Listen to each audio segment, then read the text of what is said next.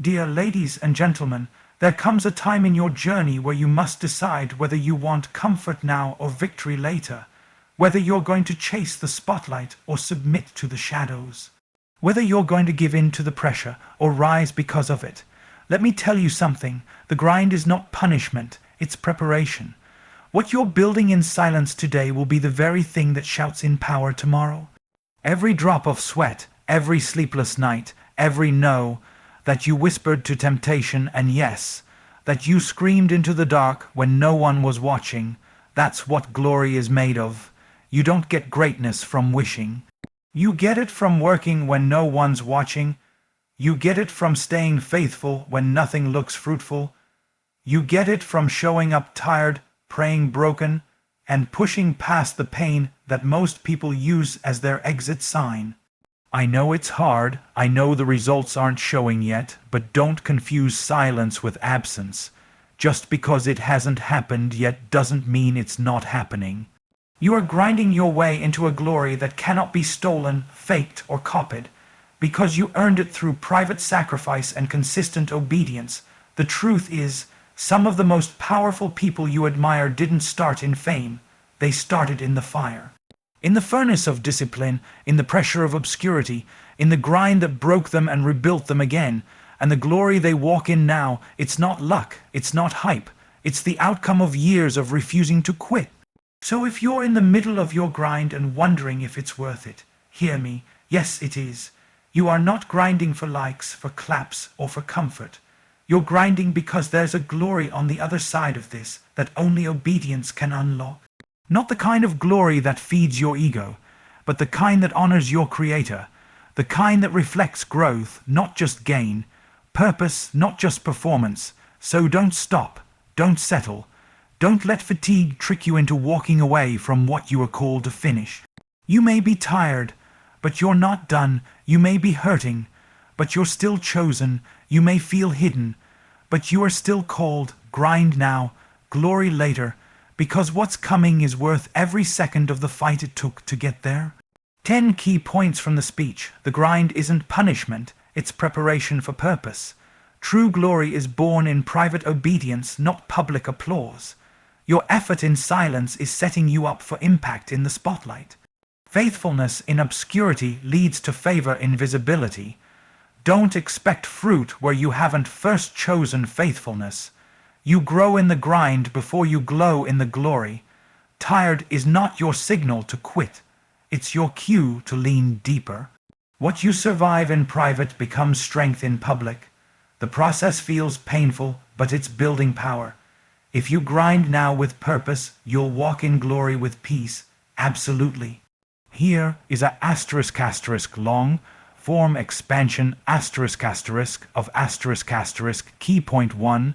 The grind isn't punishment, it's preparation for purpose, ***, delivered in the emotionally intense, spiritually grounded style of Stephen Furtick, without a subtitle or conclusion. So many people misunderstand the grind.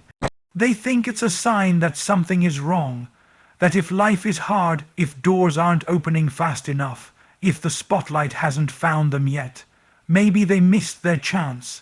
Maybe they're not chosen. But that's a lie. That's not the truth. The grind isn't evidence of failure. It's evidence of formation. It's not punishment. It's preparation. When God is preparing you for something great, He doesn't just drop it in your lap.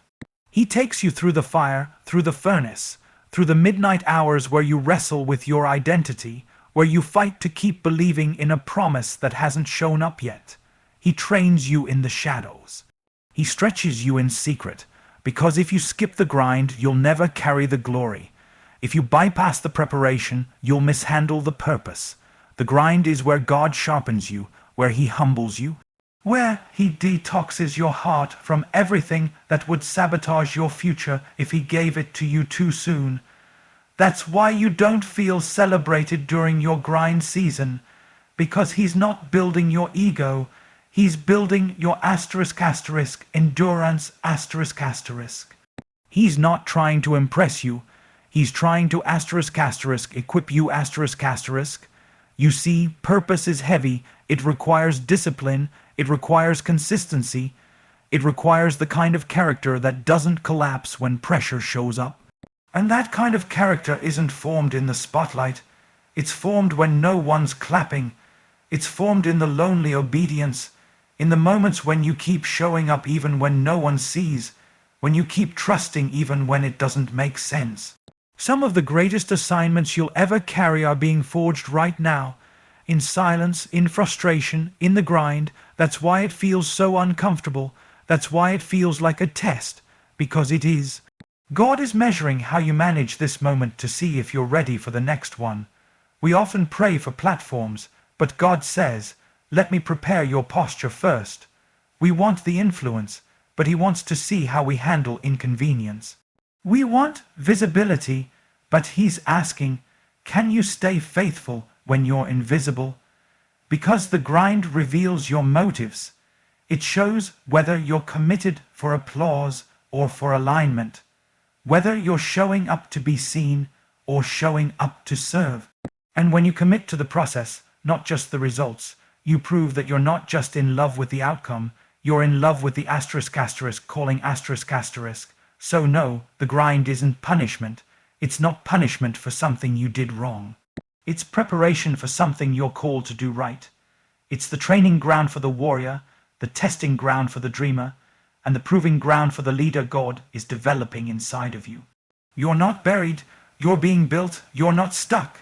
You're being sharpened, and when the time is right, what you built in the grind will be the very thing God uses to unlock glory, certainly.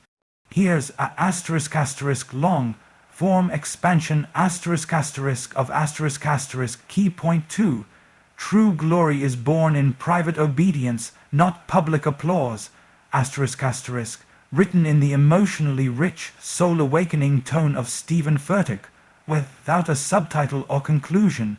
We live in a time where people are chasing the stage, craving the spotlight, and measuring success by how many people are watching.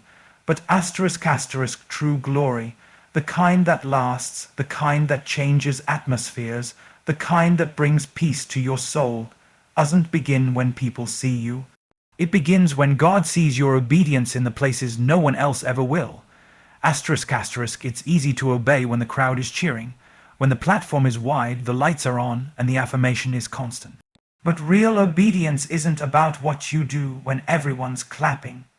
It's about what you do when there's no audience, no feedback, and no visible reward. It's about how you serve when you're overlooked, how you forgive when it hurts, how you pray when heaven feels silent, and how you remain faithful when your faith doesn't seem to be producing anything yet. That's where the real glory is born, not in the performance, but in the private, yes, in the quiet commitment that nobody celebrates, in the moments when your heart breaks and your hands still worship, when your name is never mentioned but you keep showing up, when your efforts are ignored but you refuse to become bitter. That kind of obedience, that kind of devotion, births a glory that applause could never produce, You see, applause can lift you, but it can't sustain you. People's praise can validate your ego, but it can never secure your identity.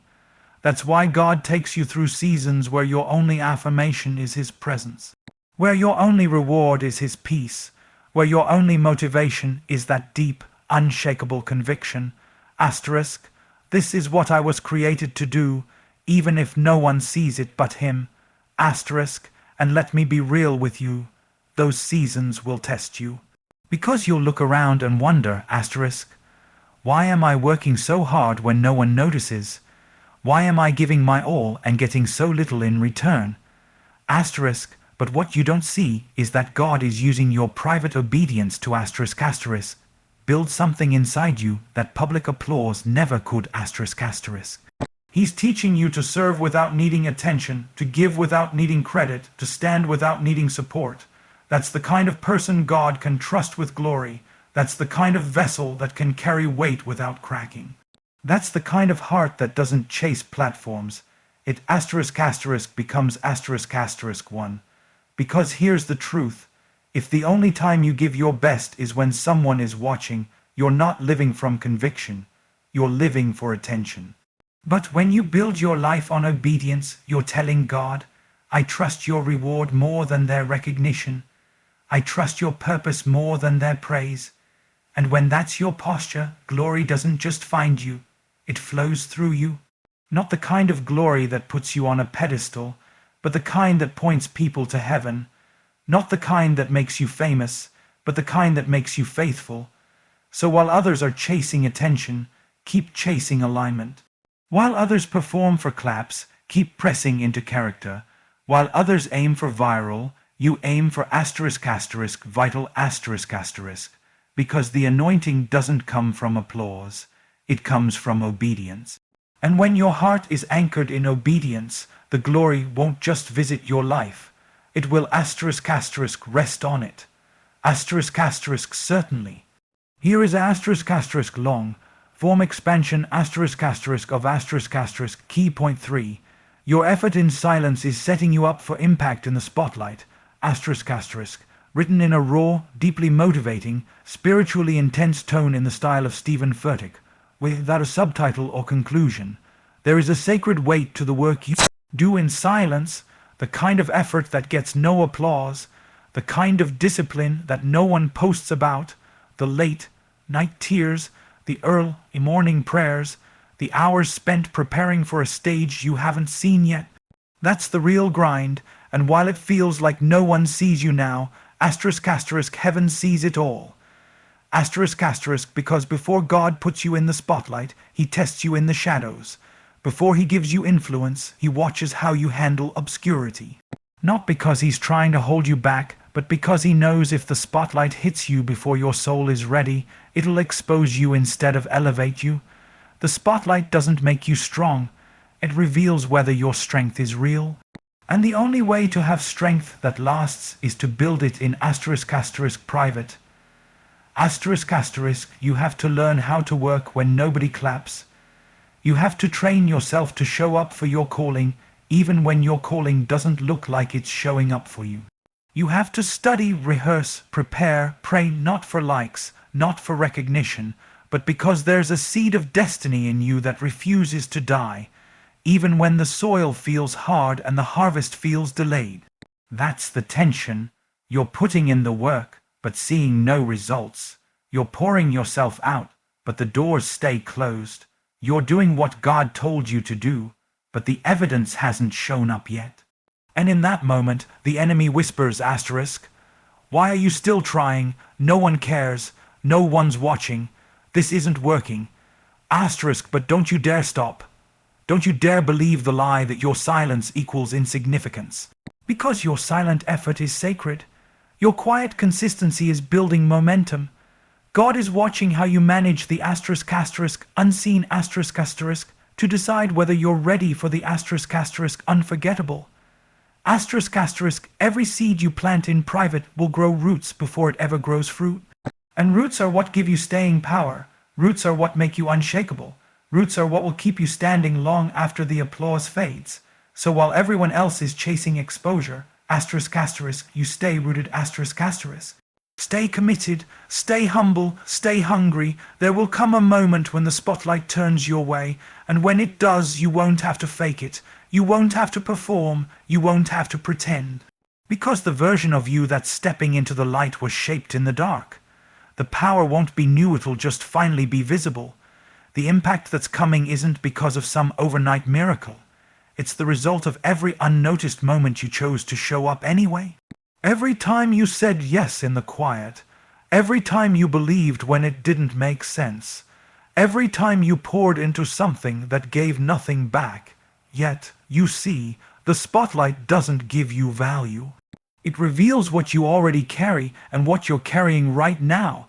The purpose, the fire, the gift, the grit. It's being refined in the silence so that when the world finally sees it, it won't just inspire, it will ignite. So grind in silence. Push in obscurity. Prepare like it's already yours. Because when the spotlight finds you, the world won't just see what you've done. They'll feel what you've endured. and your impact won't come from your image, it'll come from your integrity. Absolutely. Here's a long form expansion of key point 4. Faithfulness in obscurity leads to favor in visibility, delivered in the powerful, spiritually grounded, emotionally intense tone inspired by Stephen Furtick, without a subtitle or conclusion. Everybody wants the spotlight, but very few want to be faithful in the shadows.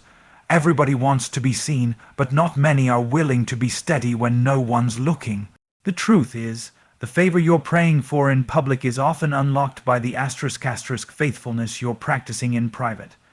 Before God puts a light on you, he puts his hand on you, and before he trusts you with platform, he watches what you do with process. There's something holy about obscurity. It feels unfair at first, like your efforts are being wasted, like your gifts are being ignored, like your prayers are bouncing off the ceiling. You do the work, but no one claps. You show up early, stay late, pour your heart out, and still feel unseen.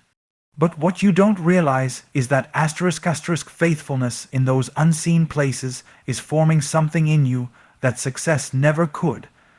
Obscurity is not the absence of calling. It's the training ground for those who carry something too heavy to be rushed. It's the classroom where humility is taught and pride is stripped away.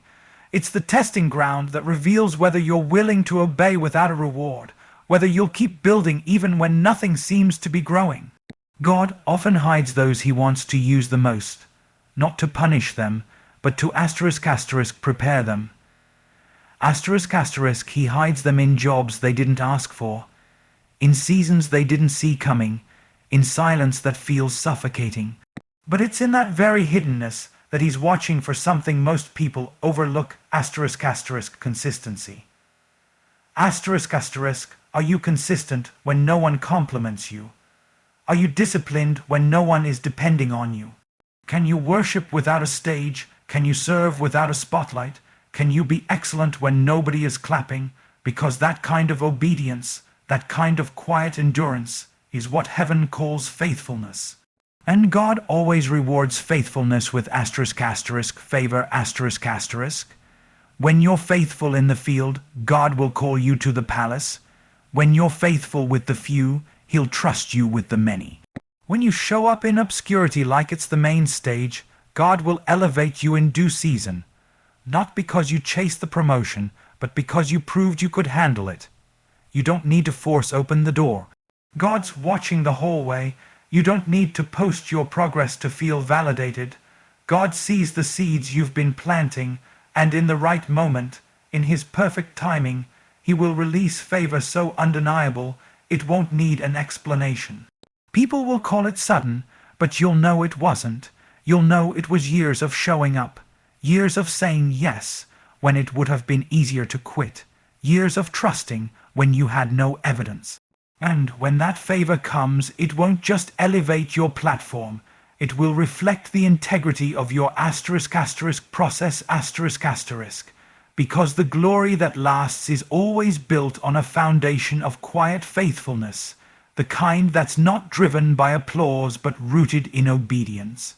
So if you feel hidden, stay faithful. If you feel forgotten, stay faithful. If no one is clapping, stay faithful. Because faithfulness in obscurity always positions you for favor in visibility.